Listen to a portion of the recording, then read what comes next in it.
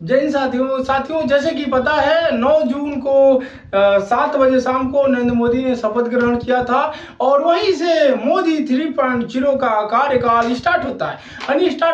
उसके बाद उसमें कार्य का जो शपथ ग्रहण कार्यक्रम था उसमें मंत्रियों का ये शपथ दिलाया गया। कुल 72 नरेंद्र मोदी को लेकर के बात किया जाए तो कुल 72 मंत्रियों को शपथ दिलाया गया। नरेंद्र मोदी प्रधानमंत्री है, नरेंद्र मोदी के अलावा 71 मंत्रियों को शपथ दिलाया गया, जिसमें कैबिनेट मंत्री, राज्य मंत्री और स्वतंत्र प्रभार के मंत्री शामिल हैं। यानी बात करेंगे जिसमें कैबिनेट मंत्रियों की संख्या 31 है, स्वतंत्र प्रभार के 5 है और 36 राज्य मंत्री हैं। तो आज जानेंगे, कल जो था क्लियर नहीं था कि किस मंत्री को कौन सा पद आवंटित हुए हैं, लेकिन आज रात 1 बजे से मंत्रियों की लिस्ट जारी कर दिया गया। तो डाटा हमारे पास है कि किस मंत्री को कौन सा पद मिला है। कुल मंत्रियों की संख्या 72 है, तो इसमें टोटल कैबिनेट मंत्रियों को जानेंगे कैबिनेट मंत्रियों को जानेंगे कि किस मंत्री को कौन सा पद मिला है। तो सबसे पहले बात करते हैं, कुछ ऐसे राजनेता हैं जिनको वो पुराना पद ही मिला है, यानी जो मोदी 2.0 कार्यकाल में वो जो उनका पद था वही पद मिला है। जैसे बड़े नेताओं में कहें, प्रधानमंत्री नरेंद्र मोदी हैं, उनको प्रधानमंत्री पद मिला है। इसके अलावा अमित शाह को गृह मंत्रालय, राजनाथ सिंह को रक्षा मंत्रालय और फिर एस जयशंकर को विदेश मंत्रालय, नितिन गडकरी को सड़क परिवहन मंत्रालय ऐसे मिला हुआ है। हाँ, एक बात है, स्मृति ईरानी जी का काम तो जान ही रहे जनता ने क्या किया है, बड़े बड़े बयान दे रही थी, उनका मंत्रालय चेंज हो गया है और चेंज होना स्वाभाविक है क्योंकि चुनावी हार गई हैं, तो चाह के भी मोदी जी मंत्रालय नहीं दे सकते। तो वो भी बताएंगे कि मतलब किनको मिला है। वैसे मोदी जी चाहते होंगे कि वो जीते, लेकिन हार गई है, क्या करें, बहुत साथ रहती थी। अच्छा, बात करते हैं अब नरेंद्र मोदी जी की। नरेंद्र मोदी जी देखिए उत्तर प्रदेश से चुनाव लड़े हैं। नरेंद्र मोदी जी जो भारत के प्रधानमंत्री हैं और मोदी 3.0 जो उनका सरकार चल रहा है, इस समय वो उत्तर प्रदेश से 3 बार चुनाव लड़े हैं और तीनों बार एकदम जबरदस्त तरीके से जीते। और मोदी जी का 0.3 जो कार्यकाल है चल रहा है, इसमें नरेंद्र मोदी उत्तर प्रदेश के बनारस से चुनाव तीसरी बार जीते हैं और तीसरी बार वो भारत की प्रधानमंत्री पद को सुशोभित कर रहे हैं। नरेंद्र मोदी सहित कुल 11 मंत्रियों को, मतलब 11 को मंत्री बनाया गया। यानी उत्तर प्रदेश में कुल 80 लोकसभा सीट है। 80 लोकसभा सीटों में से टोटल कितनों को मंत्री बनाया गया है? 11 मंत्री। यानी सबसे ज्यादा मंत्री कहां से? उत्तर प्रदेश से। उत्तर प्रदेश से मंत्रियों की संख्या कितना है? 11। तो बात करते हैं, नरेंद्र मोदी खुद प्रधानमंत्री हैं, इनके पास कौन कौन विभाग है जान लेते हैं। प्रधानमंत्री बहुत पावरफुल पद होता है, तो आइए जानते हैं प्रधानमंत्री के पास कौन कौन सा विभाग है। जानते हैं प्रधानमंत्री है तो बड़ा बड़ा विभाग रखेंगे भाई। परमाणु ऊर्जा विभाग किसी को दे देंगे तो पता चला परमाणु बम कोई और फोड़ दिया पाकिस्तान में, तो क्या होगा। इसी कारण मोदी जी रखे। आइए जानते हैं प्रधानमंत्री के पास, देखिए प्रधानमंत्री पद खुद इनके पास है, नरेंद्र मोदी के पास में। फिर कार्मिक और लोक शिकायत तथा पेंशन मंत्रालय इनके पास है। परमाणु ऊर्जा विभाग इनके पास है। अंतरिक्ष विभाग इनके पास है और सभी महत्वपूर्ण नीतिगत मुद्दे तथा अन्य सभी विभाग जो किसी भी मंत्री को अभी आवंटित नहीं किए गए हैं, वो कहां है? नरेंद्र मोदी अपने पास रखे हैं कि भविष्य में क्या मालूम चले, क्योंकि गठबंधन की सरकार है और हो सकता है गठबंधन में कोई और डील कर ले, तो मोदी जी उस डील को हैंडल करने के लिए बहुत सारे मंत्रालय को अपने पास रखे हैं। आवश्यकता आन पड़ने पर किसी को और मंत्री बना देंगे, क्योंकि जीतन मांझी बिहार से अपने पार्टी से एक ही सीट अपने खुद जीते थे और कैबिनेट मंत्रालय मांग लिए, कैबिनेट मंत्री बने हुए हैं। तो पता नहीं कौन कौन नरेंद्र मोदी को नौबत आए और किसको किसको मंत्री बनाना पड़े कैबिनेट में। इसी कारण बहुत सारा मंत्रालय अपने पास खुद रखे हैं, आवश्यकता पड़ने पर दे देंगे। अब बात करते हैं, ये तो प्रधानमंत्री नरेंद्र मोदी हो गया।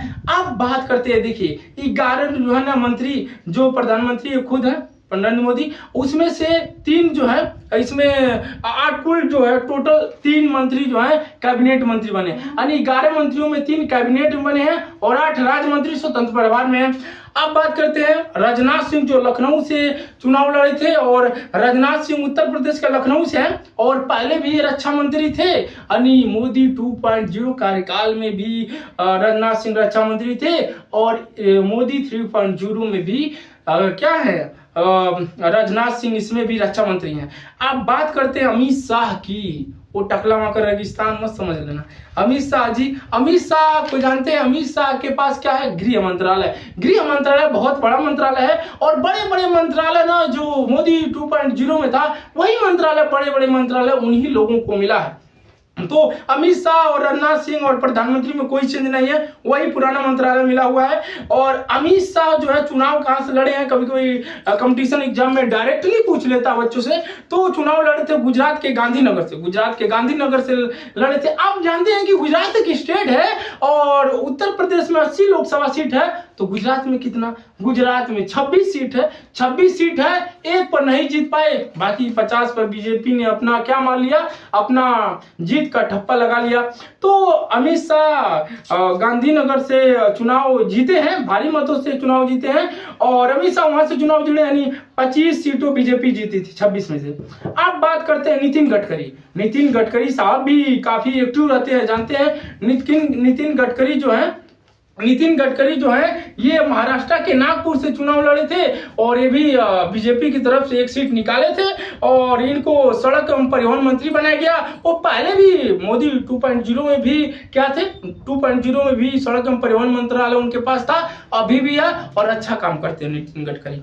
अच्छा, जेपी नड्डा की बात करें तो स्वास्थ्य एवं रसायन और उर्वरक मंत्री बनाया गया है। और शिवराज सिंह चौहान, जानते हैं मूत्रकांड हुआ था वहां पर मध्य प्रदेश में, तो उनको जो हुआ था मूत्र विसर्जन हुआ था वगैरह, तो उनको क्या किया गया, इसी कारण से उनको मुख्यमंत्री नहीं बनाया गया और धीरे धीरे मामले को कंट्रोल किया गया। अब मालूम चला कि शिवराज सिंह चौहान को क्या बना दिया गया, इनको सीधे कैबिनेट मंत्रालय दिया गया। कैबिनेट में कौन सा मंत्रालय दिया गया, इनको ग्रामीण विकास एवं कृषि मंत्री दिया गया। यानी ग्रामीण विकास एवं कृषि मंत्रालय किनके पास है? शिवराज सिंह चौहान के पास है। इससे पहले मोदी 2.0 में कैबिनेट मंत्री नहीं थे, पहले तो मध्य प्रदेश के मुख्यमंत्री हुआ करते थे।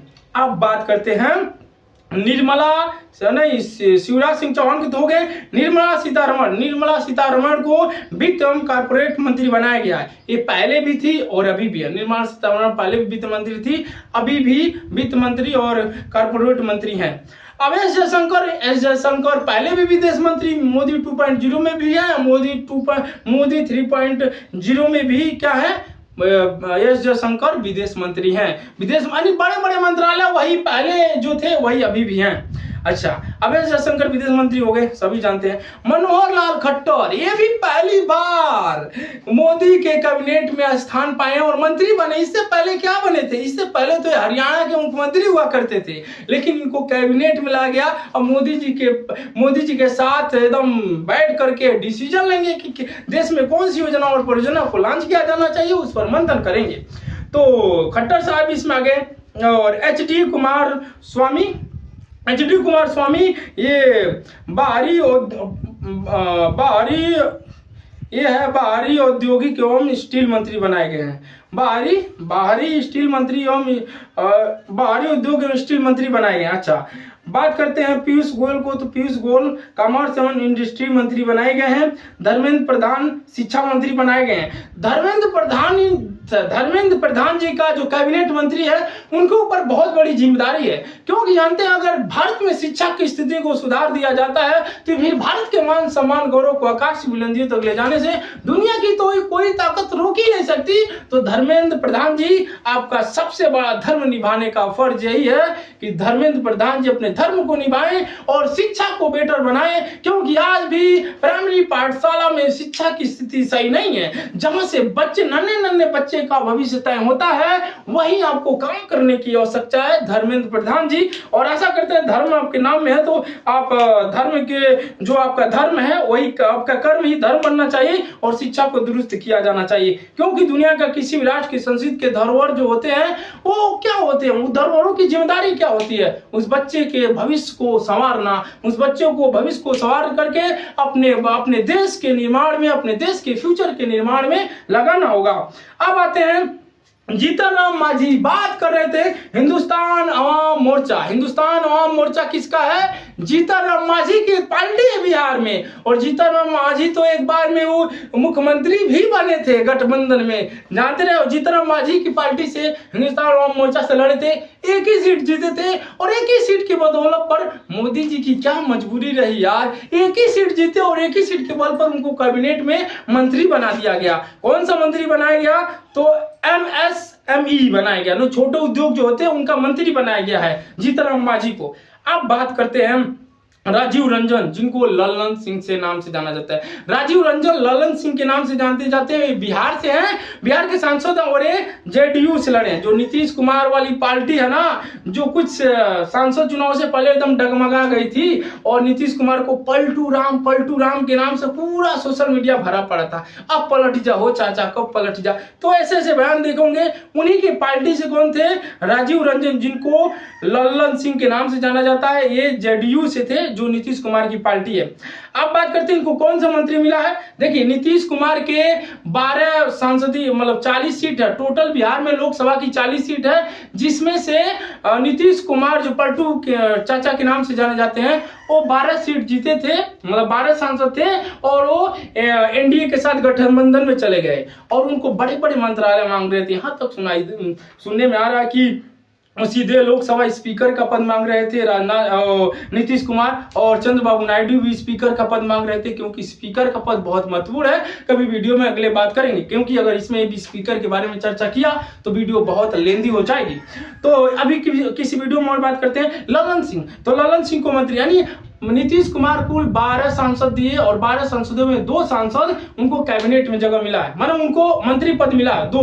ललन सिंह खुद कैबिनेट मंत्री हैं, बना है, और आगे भी और जानेंगे इनको कौन मंत्रालय मिला है। ललन सिंह को पंचायती राज मंत्री, मत्स्य पालन और पशुपालन और डेयरी मंत्री मिला है। अब बात करते और भी मंत्रालय का, तो सर्बानंद सोनोवाल बहुत फेमस एक पॉलिटिशियन है। सर्बानंद सोनोवाल को बंदरगाह, अरे बाहर से जो समुद्री रास्ते जहाज आती है, पेट्रोलियम आता है, वो बंदरगाह पर टिकता है। जैसे नाव आती है तो चाय बनाया जाता है घाट, वैसे बड़की बड़की नाव के लिए समुद्र में बंदरगाह बनाया जाता है। तो बंदरगाह जो है वो बड़ी बड़ी जहाज वहां पर आके लगती हैं, पोर्ट होती है, सामान जो हवाई जहाज से नहीं सप्लाई हो पाता वो बड़ी बड़ी जहाजों से सप्लाई होता है। तो बंदरगाह मंत्री बनाए गए हैं, यानी सर्बानंद सोनोवाल को बंदरगाह मंत्री, जहाज रानी और जल मार्ग मंत्री बनाया गया, यानी जल मार्ग, कहेंगे जल में मार्ग, हाँ, बड़ी बड़ी जहाज जो मतलब ट्रांसपोर्ट के लिए यूज होती हैं, उनके लिए जल का मार्ग होता है। जल मंत्रालय भी इनको जल मंत्रालय के मंत्री बने हैं, और ये काफी चैलेंजिंग वर्ड होता है, क्योंकि हमारे पड़ोसी दोस्त पाकिस्तान, बांग्लादेश, म्यांमार, और अभी यहाँ देखेंगे जो मालदीव था, वो काफी चाइना पोर्ट लेने की बात कर रहा है, बंदरगाह बनाने की बात कर रहा है, मिलिट्री बेस बनाने की बात कर रहा है। तो इनका भी चैलेंजिंग होगा कि किस तरीके से अपने पड़ोसी देशों में बंदरगाह को कैप्चर करके रखना, उनसे संबंध बना के रखना है, ताकि हमारे जो हमारा दुश्मन है, हमारा चाइना, उसको कोई पोर्ट न मिल जाए। तो इनकी भी काफी चैलेंजिंग होगा, देखा जाएगा कि कैसे करते हैं। इसके बाद वीरेंद्र खटीक भी है, इनके सामाजिक न्याय एवं अधिकारिता मंत्रालय मिला हुआ है। अब राम मनोहर नायडू, देखिए राम मनोहर नायडू, ये तो यार मोदी 3.0 में सबसे युवा मंत्री बने, अब तक के सबसे युवा। इनके ही पिताजी 39 ईयर के थे जो कैबिनेट मंत्री बने थे, यानी मंत्री पद बने थे। अब यही अपने ही पिता के रिकॉर्ड को तोड़ करके मात्र 36 वर्ष की अवस्था में ये कैबिनेट मंत्री बने हुए हैं। इनका नाम है राम मनोहर नायडू, और किस पार्टी से हैं जानते हैं? तेलुगु देशम पार्टी से हैं। तेलुगु देशम पार्टी के मेन हेड कौन है? तो वही है चंद्रबाबू नायडू। चंद्रबाबू नायडू जो इस सरकार बनाने में गेम चेंजर की रोल निभाए हैं, यानी नीतीश कुमार और चंद्रबाबू नायडू, यही दोनों तो गेम चेंजर निभाए हैं। अभी बात करते हैं, अगर डाटा की बात करें तो टोटल जो 25 सीटें हैं, 25 सीटों में बीजेपी के 4, मतलब इसमें से बीजेपी के 4 लोग जीते हैं। टोटल जो है 16 सीट जीते थे, यानी तेलुगु देशम पार्टी कुल 25 सीटों में, यानी आंध्र प्रदेश में टोटल लोकसभा की कितनी सीटें हैं? 25 में से तेलुगु देशम पार्टी कितनी जीती है? जो सबसे बड़ी पार्टी बनी है 16, यानी 16 सीट चंद्रबाबू नायडू जीते हैं, और उन्हीं के पार्टी के राम मनोहर नायडू हैं जो सबसे युवा मंत्री बने हैं। अच्छा, अब 25 सीटों में 16 सीटें और 4 सीटें बीजेपी जीती है, बाकी सब निर्दल फिरदल जीते हैं। अच्छा, तेलुगु देशम पार्टी, जो चंद्रबाबू नायडू उसके मेन हेड हैं अपने पार्टी के, उनके 2 मंत्री बने, यानी क्या है 16 में से 2 मंत्री। अब देखिए यहाँ पर स्ट्रेटेजी समझिए, यहाँ पर स्ट्रेटेजी समझिए, क्या समझिए, अभी देखेंगे जो नीतीश कुमार थे, नीतीश कुमार के कितने सांसद थे, 12, 2 मंत्री बने, इनके 16, 2 मंत्री बने, यानी दोनों लोग नीतीश कुमार और चंद्रबाबू नायडू जो मोदी 3.0 सरकार बनाने में गेम चेंजर की भूमिका निभाई थी, सारे लोग स्पीकर का पद मांग रहे थे लेकिन मिला नहीं। अच्छा, अब आते हैं सबसे युवा मंत्री हो गए। चलिए अब बात करते हैं प्रहलाद जोशी। प्रहलाद जोशी के अध्यक्ष राम मनोहर नायडू क्या बने, जो सबसे युवा मंत्री हैं, कैबिनेट मंत्री हैं, क्या बने, सिविल एविएशन मंत्री। क्या बनाया गया, शिक्षित आदमी है, पढ़े लिखे हैं, नौजवान हट्टे कट्टे हैं, तो सिविल एविएशन मंत्री बनाया गया है। अच्छा, प्रहलाद जोशी को क्या बनाया गया है, उपभोक्ता मामले का खाद्य और सार्वजनिक वितरण तथा नवीन एवं नवीनकरणीय ऊर्जा मंत्री बनाया गया है। किनको, प्रहलाद जोशी को। थोड़ा वीडियो लंबा होगा, धैर्यपूर्वक सुनिएगा, ये हर एक कंपटीशन एग्जाम के लिए बहुत ही इंपॉर्टेंट है। अभी सुनेंगे तो कभी भूलेंगे नहीं, और अभी नहीं सुनेंगे तो हमेशा भूलेंगे, तो याद रख के कान पार के सुनिए। अच्छा, जुएल उराव भी एक राजनेता है, उनको जनजातीय मामले के मंत्री बनाया गया है, ये जानते हैं, जनजातीय क्षेत्र से आते हैं। और गिरिराज सिंह ये बिहार से भी हैं, गिरिराज सिंह कहाँ है, बिहार से हैं, और इनको कपड़ा मंत्री बनाया गया। कहा कपड़ा, कोई कह रहा है पकड़ा मंत्री, नहीं, कपड़ा मंत्री बनाया गया। अच्छा, अश्विनी वैष्णव को क्या बनाया गया, रेल, सूचना एवं प्रसारण मंत्री, इलेक्ट्रॉनिक और सूचना प्रौद्योगिकी मंत्री बनाया गया। किनको, अश्विनी वैष्णव, जो पिछले सरकार में भी थे। अच्छा, ज्योतिराज सिंधिया, इसको क्या बनाया गया, ज्योतिराज सिंधिया काफी अच्छे नेता हैं, संचार मंत्री एवं पूर्वोत्तर क्षेत्र विकास मंत्री बनाया गया है। अच्छा, भूपेंद्र यादव को बनाए, देखिए भूपेंद्र यादव को क्या बनाया गया, पर्यावरण वन एवं जलवायु परिवर्तन मंत्री बनाया गया। देखिए पर्यावरण, इसमें ग्लोबल वार्मिंग का बढ़ता खतरा, बेमौसम बारिश, बेमौसम आंधी तूफान का आना, ये क्या दर्शाता है, ये पर्यावरण को कहीं न कहीं क्षति पहुंचाया जा रहा है। तो भूपेंद्र यादव जी आपकी बहुत बड़ा भूमिका है मानव कल्याण के लिए, आने वाली पीढ़ियों के लिए, क्योंकि अगर पर्यावरण सही नहीं रहा तो आने वाली पीढ़ियां यूं ही जलती रहेगी। आपने जगह जगह से सोशल मीडिया पर वीडियो देखा होगा कि खड़ी गाड़ियां धू के जल रही हैं, टेम्परेचर 48, 47 तक जा रहा है, राजस्थान में तो अर्धशतक पार कर दे रहा है। अगर ऐसे ग्लोबल वार्मिंग बढ़ता रहा तो मानव जीवन के लिए खतरा पैदा होगा। तो भूपेंद्र यादव जी, आपके ऊपर बहुत चैलेंजिंग है, बहुत बड़ा जिम्मेदारी दिया गया है कैबिनेट मंत्रालय की तरफ से, तो आप बखूबी उसे निभाइएगा, क्योंकि पर्यावरण सुधारना आपका काम है। अच्छा, गजेंद्र सिंह शेखावत, इनको कल्चर एवं टूरिज्म मंत्री बनाया गया है। अच्छा, अन्नपूर्णा देवी यादव, अभी बहुत इंटरेस्टिंग है। अन्नपूर्णा देवी यादव जानते हैं ना, स्मृति ईरानी क्या थी, बताइए क्या थी, बताइए। स्मृति ईरानी जो हार गई है चुनाव, उन्हीं के जो मंत्रालय है अन्नपूर्णा देवी यादव को मिला है। ये महिला एवं बाल विकास मंत्री है, महिला एवं बाल विकास मंत्री हैं। इसके पहले वो थी, कौन थी जानते, स्मृति ईरानी थी, इस वक्त ये महिला एवं बाल विकास मंत्री हैं। अच्छा, किरण रिजिजू का संसदीय कार्य एवं अल्पसंख्यक मंत्रालय के मंत्री हैं। तो ये तो मैंने बताया कैबिनेट मंत्री को, अभी 31 मंत्री हैं। अब आते हैं, कुछ छूट गए हैं, बहुत जल्दी फिनिश करते हैं। हरदीप सिंह पुरी यूपी के हैं, उन्हें भी कैबिनेट मंत्री में जगह बनाए हुए हैं। और ये क्या है, पेट्रोलियम एवं नेचुरल गैस मंत्री है। क्या है, पेट्रोलियम नेचुरल गैस मंत्री कौन है, हरदीप सिंह पुरी। मनसुख मांडिया क्या है, मनसुख मांडिया ये श्रम एवं रोजगार तथा युवा मामले और खेल मंत्री हैं। यानी खेल मंत्री जानते हैं, खेल अगर खेलते हैं, यानी कहा जाता है, एक दोहा है, मुझे पता नहीं पूरा याद है कि नहीं, खेलोगे कूदोगे तो बनोगे नवाब, पढ़ोगे लिखोगे तो होगे खराब, पता नहीं कैसा है। तो ये कैसा है, मतलब कहा जाता है अगर स्वस्थ मानव शरीर में स्वस्थ ज्ञान निवास करता है, तो आप जरूरी है खेलते रहिए, कूदते रहिए, स्वस्थ रहिए। अगर स्वस्थ रहेंगे तो सबसे बड़ा धन है यार, स्वस्थ रहना मानव जीवन का सबसे बड़ा धन है। अगर सोचिए आप स्वस्थ नहीं रहेंगे तो ना तो अपने लिए कुछ कर पाएंगे, ना दूसरों के लिए कर पाएंगे। तो आपके लिए बहुत बड़ा जिम्मेदारी वाला पद है मनसुख मांडिया का, खेल मंत्रालय भी मिला हुआ है। तो खेल मंत्रालय कैबिनेट मंत्री है, तो पूरे भारत की युवाओं को ऐसे खोज के मंच प्रोवाइड करना है जो भारत के मान सम्मान और गौरव को आकाश बुलंदी तक ले जाएंगे। वो आपका भी काफी जिम्मेदारी भरा कार्य है। अच्छा, जी किशन रेड्डी जी को कोयला एवं खनन मंत्री मिला है। कोयला एवं खनन मंत्री जानते हैं कौन है? जी किशन रेड्डी जी हैं। तो कोयला जानते हो, कोयला खनन होता है झारखंड के झरिया क्षेत्र में, पता ही होगा। कभी चर्चा करेंगे उस पर। अच्छा, अब आ गए चिराग पासवान। चिराग पासवान एक जो चिराग की तरह उभरते हुए बिहार में एक काफी फेमस चेहरा है चिराग पासवान का, जो रामविलास पासवान के पुत्र हैं, और इनको मंत्री बनाया गया फूड प्रोसेसिंग मंत्री। आप जानते हैं इनकी पार्टी का नाम क्या है? जानना बहुत जरूरी है। एलजेपी। एलजेपी ने टोटल 5 सीटों पर संसदीय चुनाव बिहार में लड़ी थी, और एलजेपी जो चिराग पासवान के देखरेख में लड़ रही थी, इन्हीं की पार्टी एलजेपी है, वो टोटल 5 की 5 सीट जीत करके पूरा बिहार में भूचाल मचा दिया है। तभी तो चिराग पासवान को कैबिनेट मंत्री में जगह मिला है। और कैबिनेट मंत्री में क्या है? फूड प्रोसेसिंग मंत्री।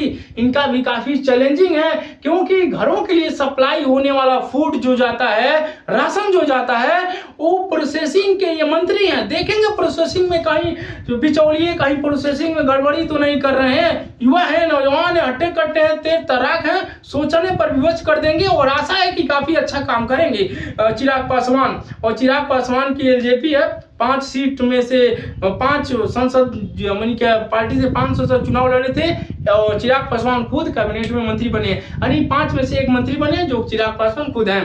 अच्छा, अब बात करते हैं बीजेपी। बीजेपी ने 40 सीटों में से 12 सीट जीती है बिहार में, और 12 में से 4 मंत्री बना दिया। उत्तर प्रदेश में देखिए, कुल देखा जाए तो बिहार में 40 सीट है, 40 सीट में से वहां 8 मंत्री बन गए हैं। और यूपी में कितना है? यूपी में 80 लोकसभा सीट है, और कितने बने हैं? 80 में से 11 मंत्री बने हैं, जो इसमें से खुद प्रधानमंत्री खुद है, निकाल दीजिए तो 10 हो गया। तो कहीं ना कहीं यूपी के साथ नाइंसाफी है। नहीं, अरे भाई, कहाँ वो 40 8 और कहाँ ये 80 और 11 में जो प्रधानमंत्री खुद है, एक प्रधानमंत्री है जो हमारे काशी से चुनाव लड़ते हैं। अच्छा, अब बात करते हैं चिराग पासवान के। अच्छा, जेडीयू 12, जेडीयू नीतीश कुमार की पार्टी है, जो पलटूराम चिल्ला रहे थे ना, वो आपकी चाचा पलटने का मूड नहीं था, पलटे नहीं, बाद में मन करेगा तो पलट भी सकते हैं। तो 12 सीटों में 2 मंत्री बनाए हैं। अच्छा, एलजेपी जो इनका अभी चर्चा की है, जो इन्हीं का है पार्टी चिराग पासवान का,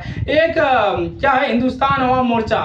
वो क्या है? हिंदुस्तान अवाम मोर्चा के जानते हैं, एक ही जीतन राम मांझी, एक के अपनी पार्टी से अकेले बस चुनाव जीते हैं और सीधे कैबिनेट में चले गए। ये दिखाता है नरेंद्र मोदी की मजबूरी कि किस तरीके से सरकार बनी है। अच्छा, अब बात आते हैं CR पाटिल। CR पाटिल जो है ये जल शक्ति मंत्री बने। अरे मैंने आपके सामने जो कैबिनेट मंत्री हैं, 31 कैबिनेट मंत्रियों का पूरा मैंने डिटेल बताने का प्रयास किया है। और किस पर चाहते हैं, अगर वीडियो अच्छा आपको लगे लाइक करेंगे, कमेंट करेंगे, शेयर करेंगे, तो मैं स्वतंत्र प्रभार के जितने मंत्री हैं उनको भी लाऊंगा, जो राज्य मंत्री हैं उनको भी लाएंगे। हमारे गोरखपुर क्षेत्र के गोरखपुर के बांसगांव लोकसभा क्षेत्र कमलेश पासवान को राज्य मंत्री बनाया गया है। तो राज्य मंत्रियों की लिस्ट कहेंगे, जो 36 है वो भी लाएंगे, 5 स्वतंत्र प्रभार के वो भी लाएंगे। तो आपका वीडियो को बहुत सारा प्यार सपोर्ट मिला। लेकिन वाले पूरा डाटा के साथ में स्वतंत्र प्रभार और राज्य मंत्रियों की पूरी लिस्ट लाया जाएगा। अभी आपके साथ जो डिस्कस किया, इसमें पहले के बहुत सारे जो बड़े बड़े पद थे, पुराने वाले ही नेता जो मोदी 2.0 में तो वही हैं, कुछ चेंजेस हैं तो आपके सामने लाया। 31 मंत्रियों का पूरा विभाग का आपके सामने चर्चा किया। और भी प्यार और सपोर्ट देना, आगे मैं स्वतंत्र प्रभार और राज्य मंत्री का वीडियो जल्द लाने का प्रयास करूंगा। हाँ, इसके लिए कमेंट आएगा जो आप कहेंगे लाने के लिए, और लाइक करेंगे, सब्सक्राइब करेंगे, प्यार दिखाएंगे, हमारे लिए वो एनर्जी बूस्टर का काम करेगा और अगली वीडियो लाने का प्रयास करेंगे। तब तक के लिए जय हिंद।